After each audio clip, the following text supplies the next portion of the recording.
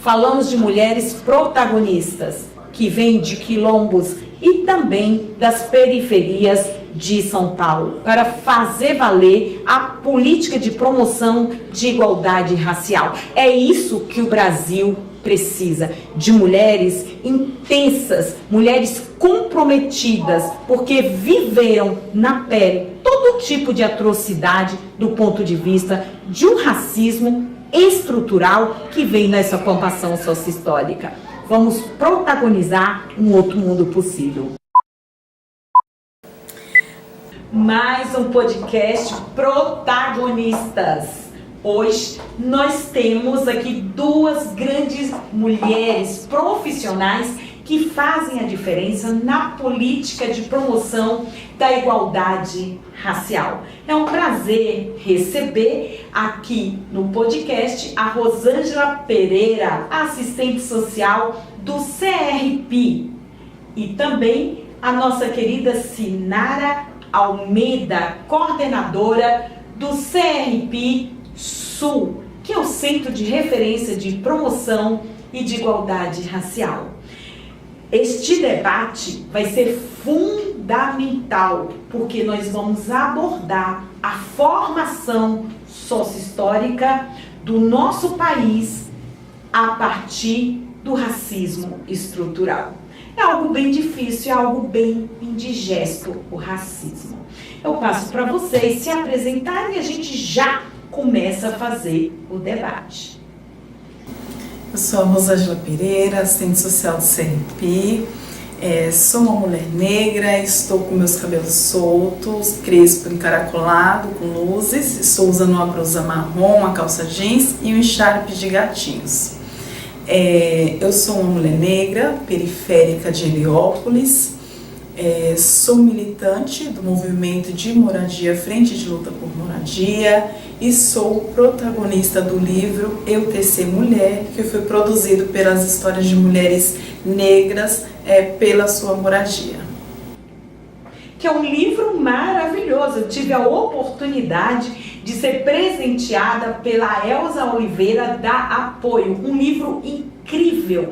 Quantas mulheres protagonistas, né? Quantas impressões de vidas vividas estão naquele livro. Parabéns por você fazer parte de um livro tão importante, aí da construção, do protagonismo das mulheres negras e na frente por moradia, de luta por moradia.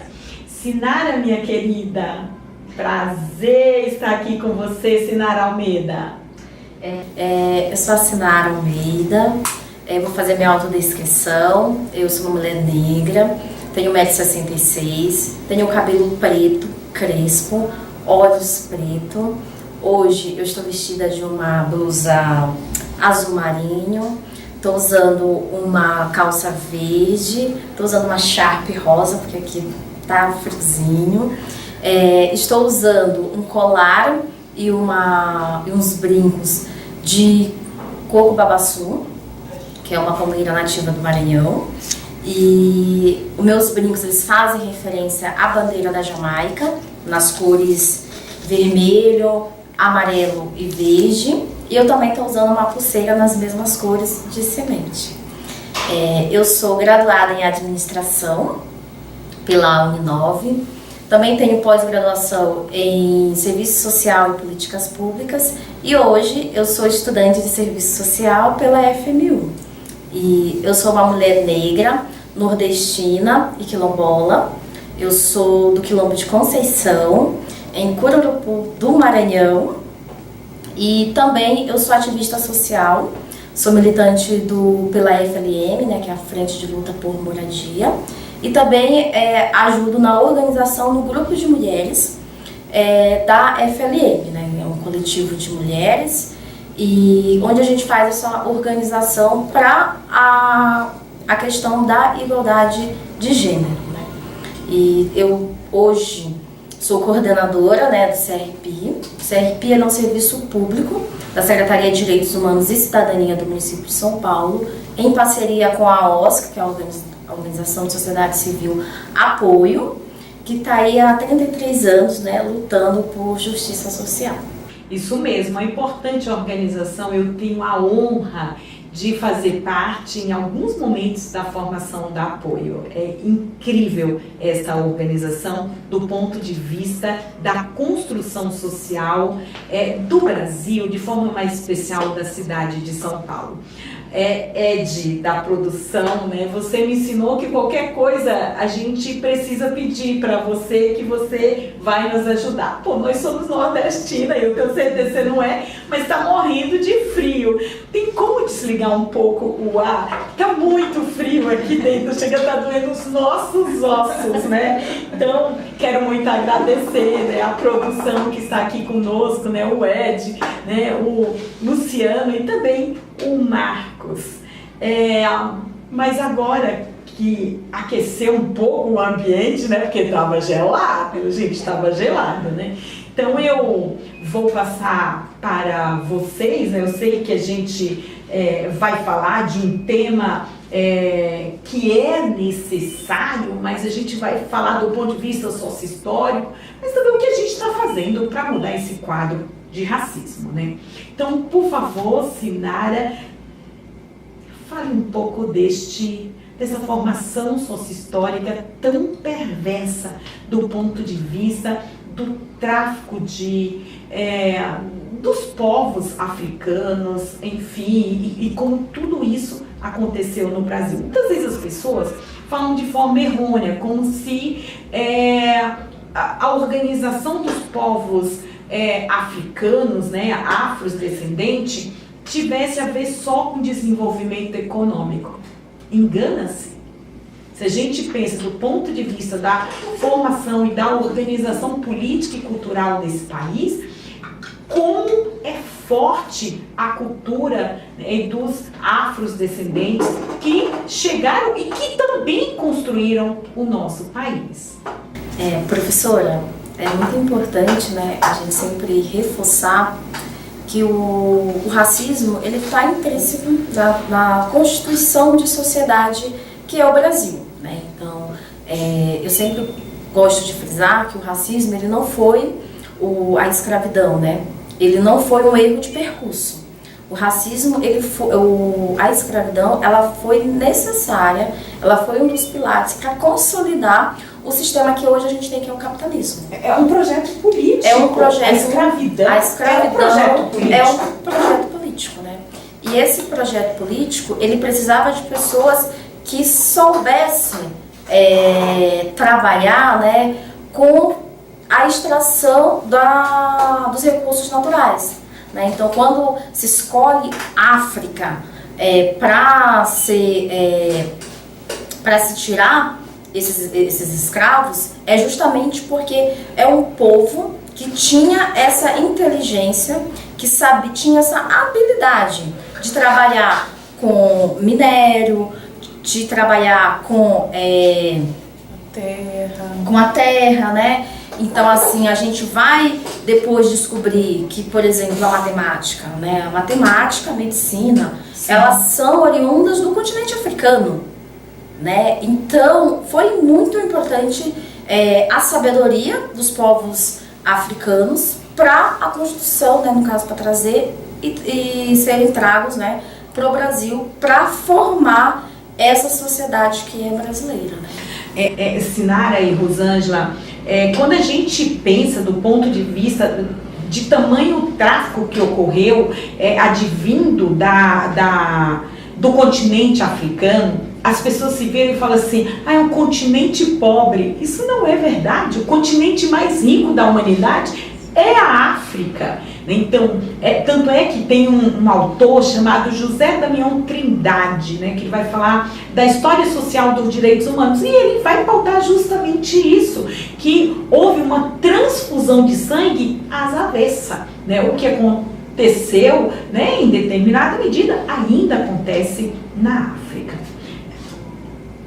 Como anda, vocês que estão dentro do CRP, que é um centro de referência de promoção da igualdade racial, como tem chegado esse racismo? Quais são os impactos dessa formação socio-histórica ainda hoje, no cotidiano de vocês que fazem essa política?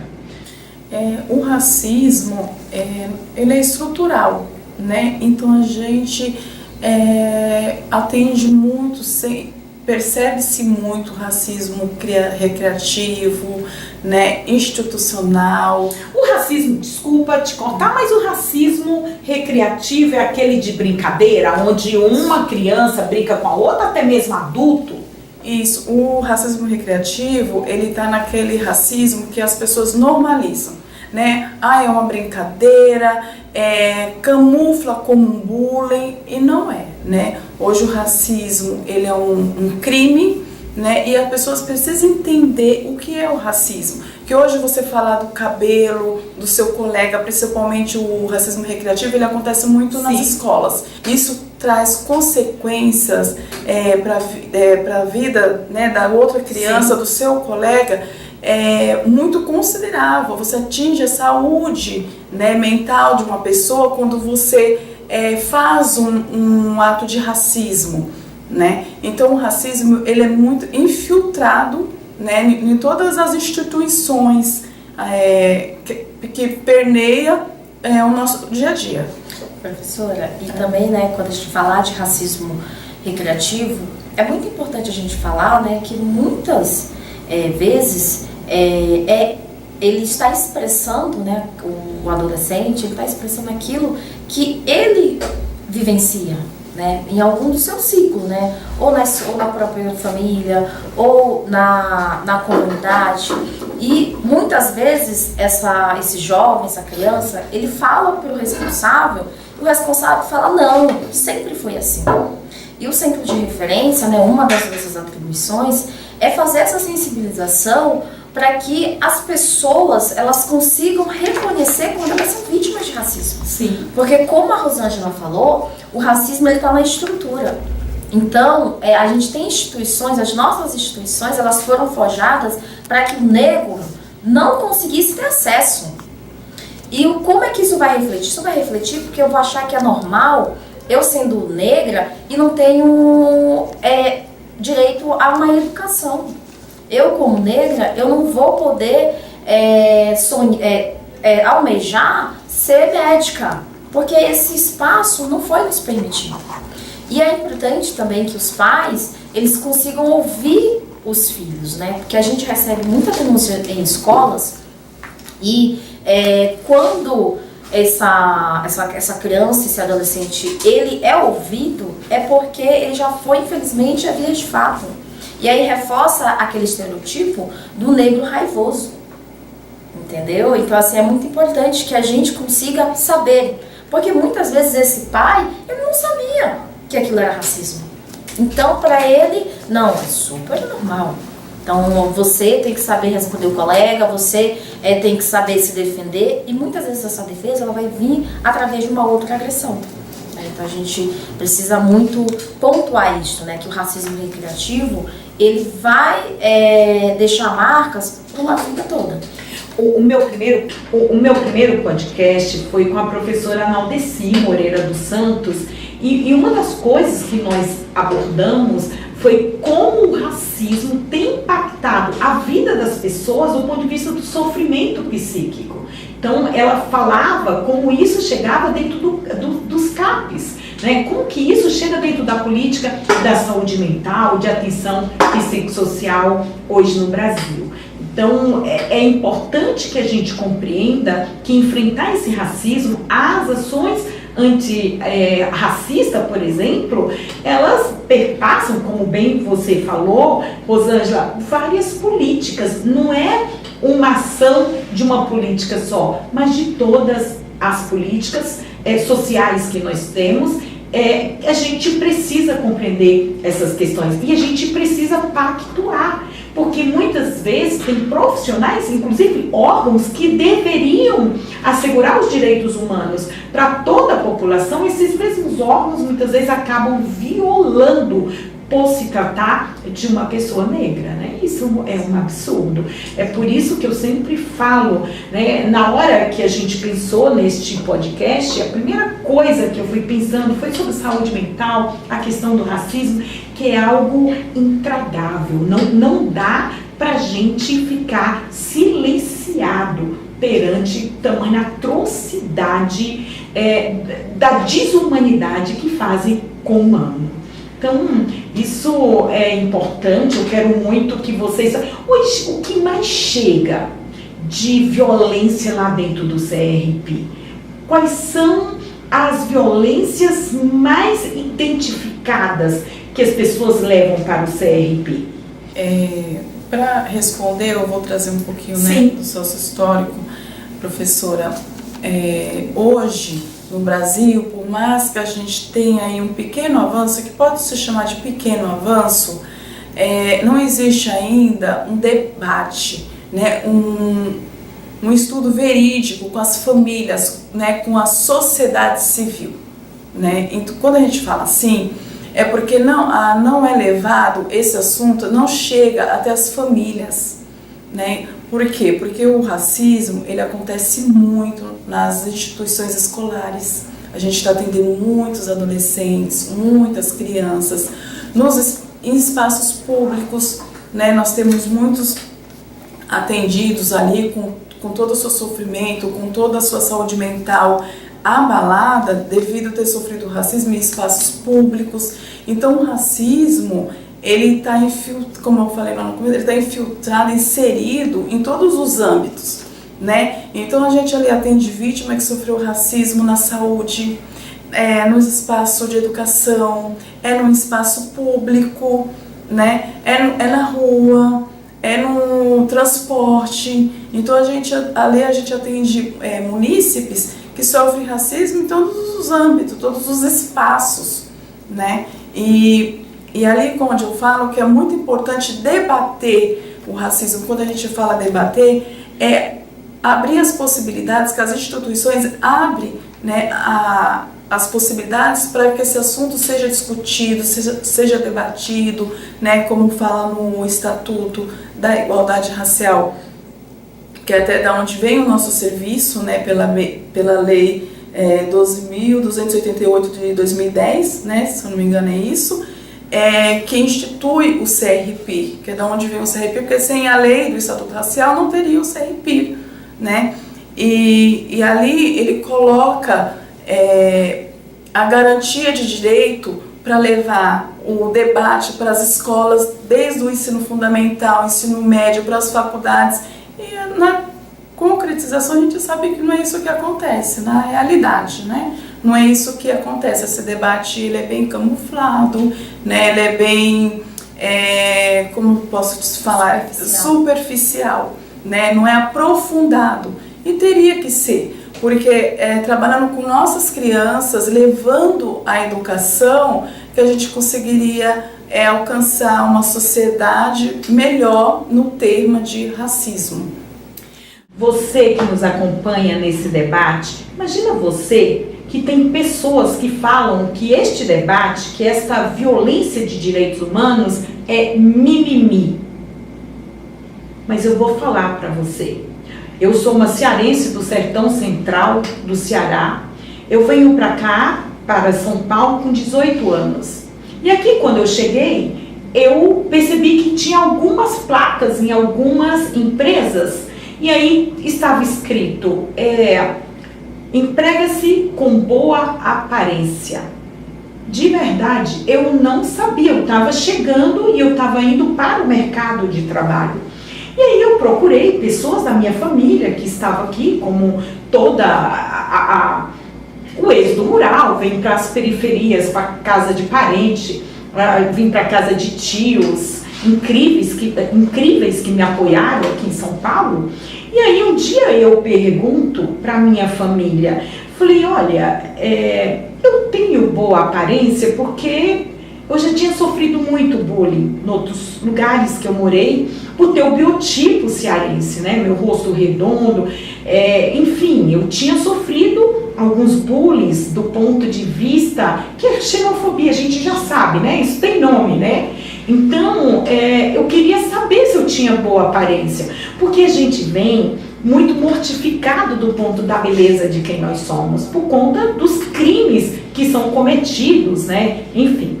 E aí, eu lembro que uma senhora me falou o seguinte, não, você tem boa aparência, fique tranquila, você é uma moça de pele clara e olhos claros. Na realidade, eles querem dizer que é para o negro não procurar emprego onde tiver aquela plaquinha. Eu fiquei em choque de saber como era o racismo, como que era a perversidade. Nós estamos falando de algo que é estrutural para o ser social, que é a trabalhabilidade, que é a empregabilidade. Ou seja, são os trabalhadores indo para o mercado de trabalho. Então, olha o tamanho desta barreira que era visto a olhos nus. Então, não é mimimi.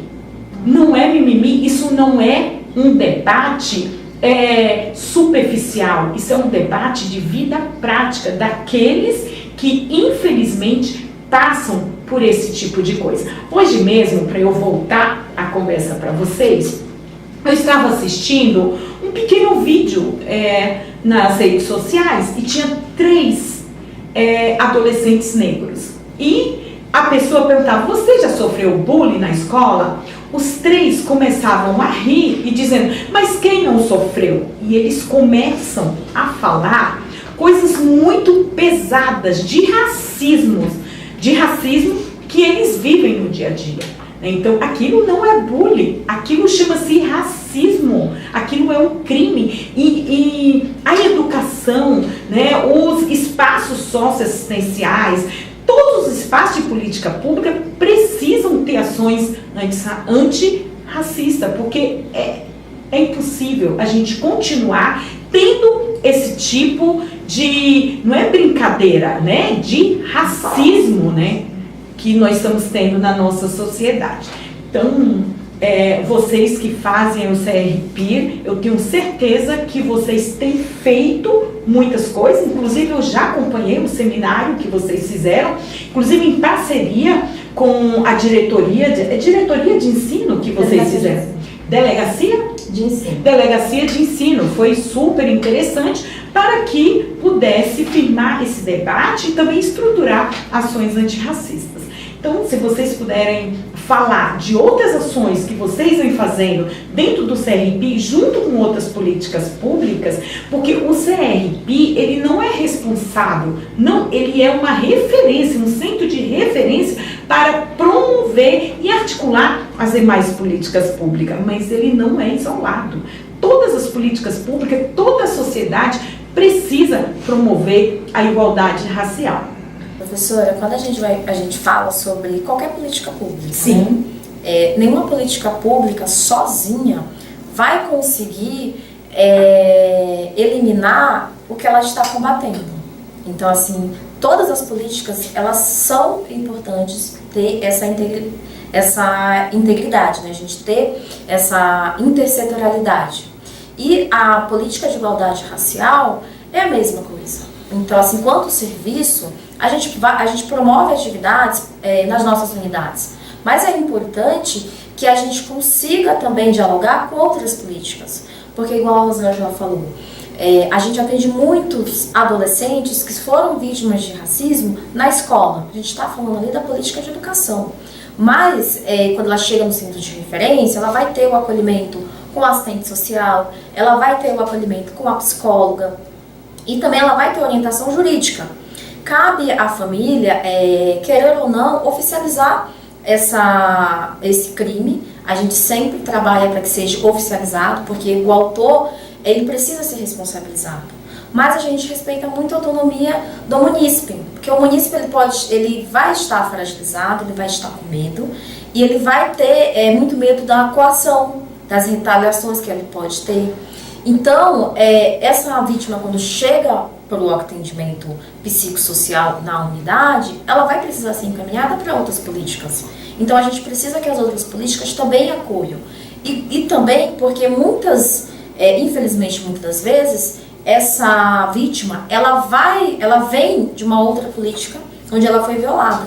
Então, a gente atende munícipes que foram vítimas em outras instituições. E aí a gente vai falar também da questão do racismo institucional.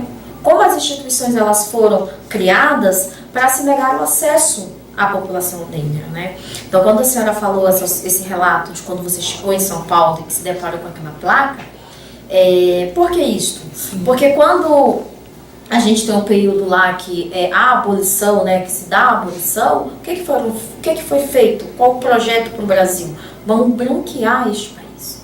Então, iniciou-se um incentivo de política de imigração e não houve uma reparação para quem trabalhou de maneira forçada, que foram os negros. Então, a gente vai falar do Estatuto da Igualdade Racial, que ele é o primeiro documento, o primeiro arcabouço jurídico que a gente tem, que vai fazer uma reparação para a população negra.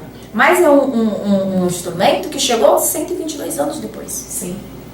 Então, esses 122 anos foi concretizado em 2010. Ele foi efetivado, né? A Constituição, ela garante essa igualdade de gênero, essa igualdade de raça, mas é o Estatuto da Igualdade Racial que vai falar como é que precisa ser feito.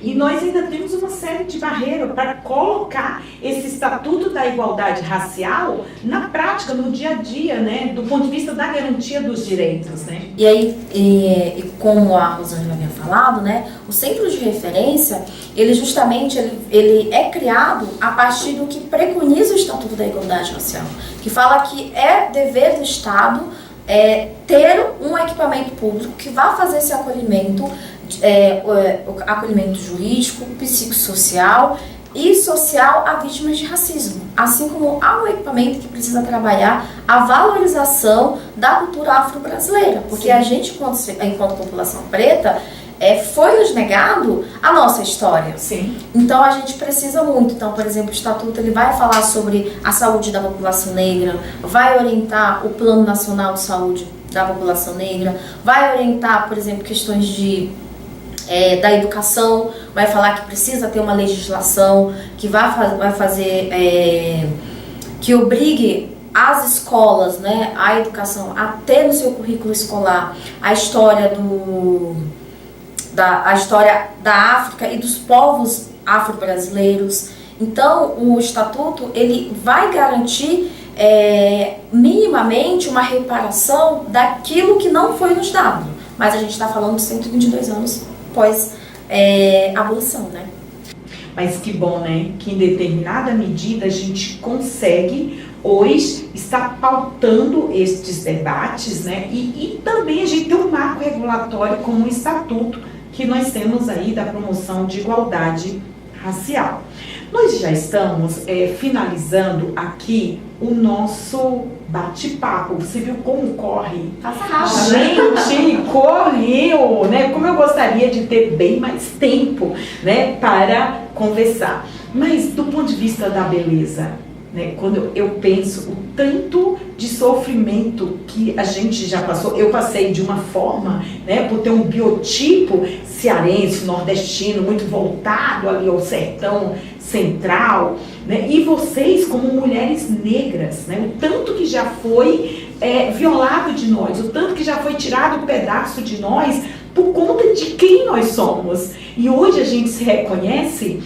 Você que nos escuta, é bom você saber, a gente se reconhece como mulheres lindas, mulheres maravilhosas, mulheres que fazem a diferença neste mundo. Para falar neste mundo, façam as considerações de vocês, porque eu vou fazer uma pergunta impactante para vocês. Quero fazer as últimas considerações.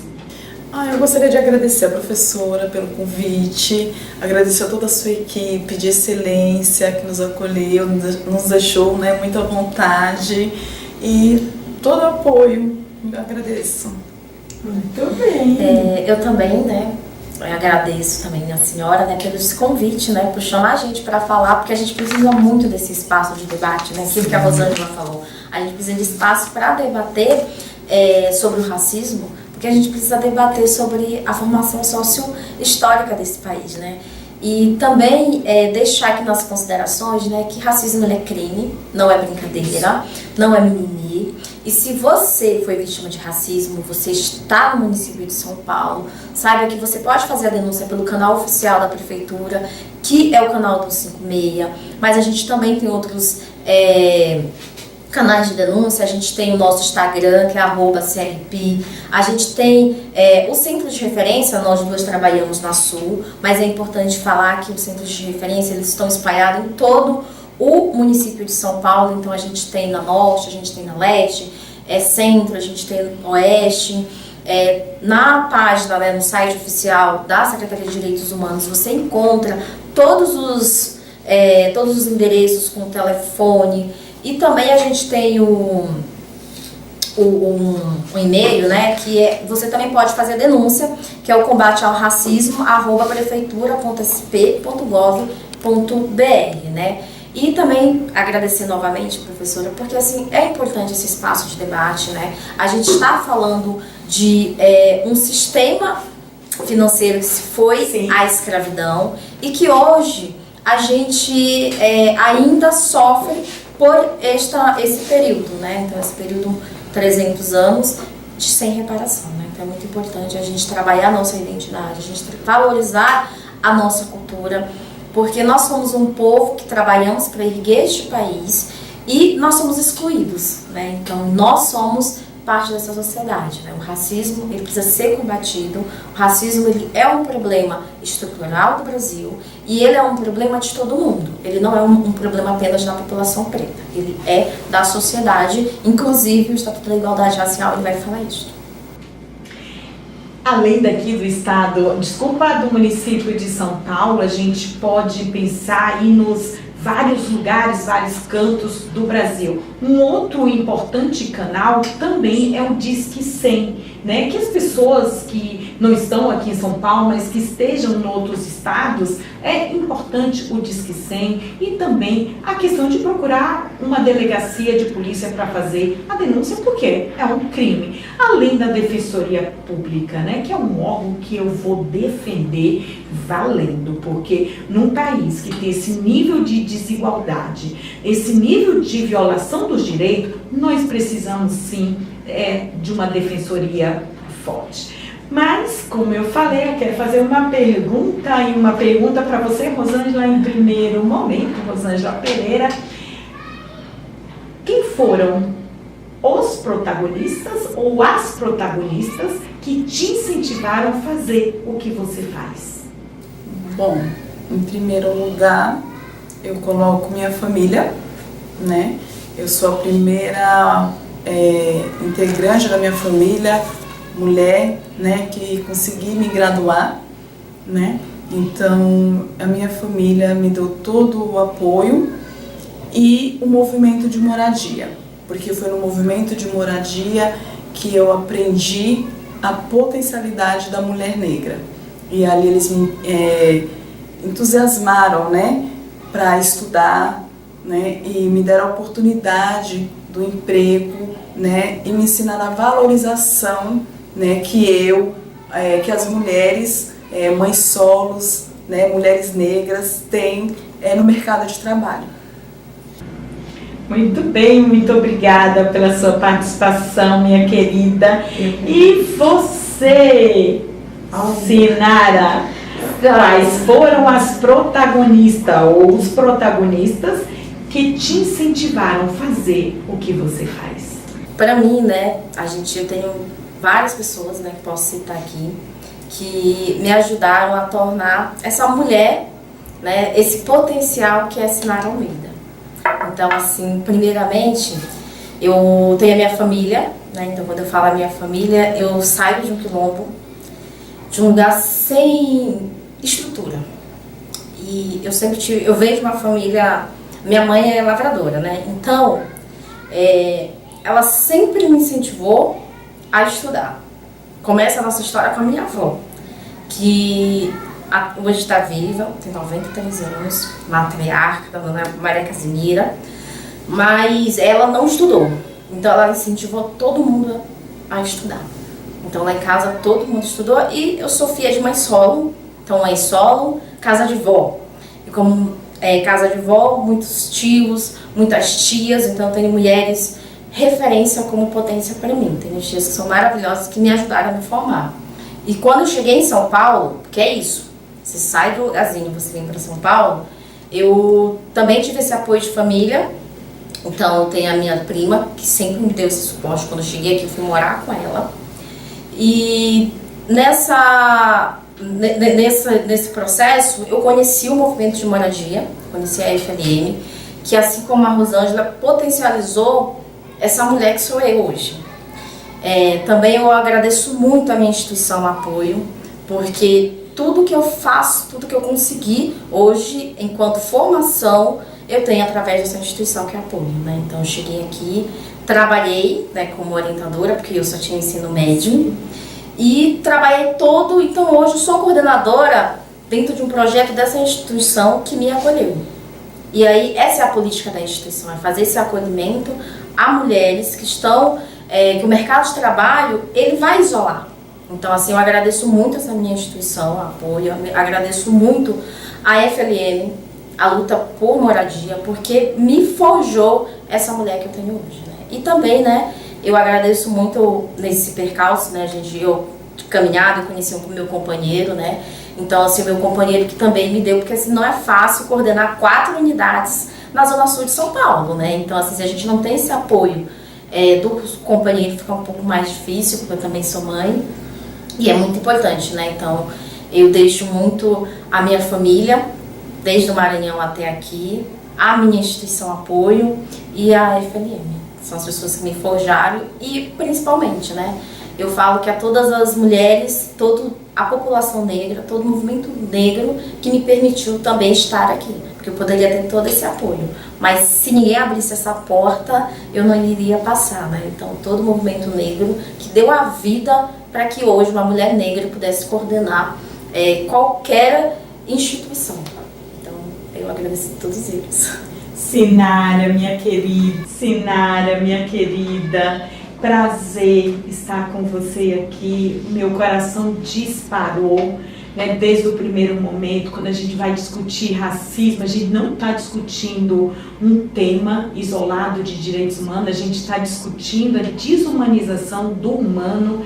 Então, é dizer que meu coração bate mais forte, literalmente é físico, porque é inaceitável ainda o que acontece. Foi um prazer conversar nesta roda aqui, nesse círculo de cultura, como diz o educador Paulo Freire, com 2 mulheres incríveis, 2 mulheres belíssimas, que é a Rosângela Pereira e também a Sinara Almeida, mulheres que fazem a diferença na construção de um outro mundo possível, como nos afirma o Fórum Social Mundial. Prazer, foi linda a conversa e a história de vida de vocês.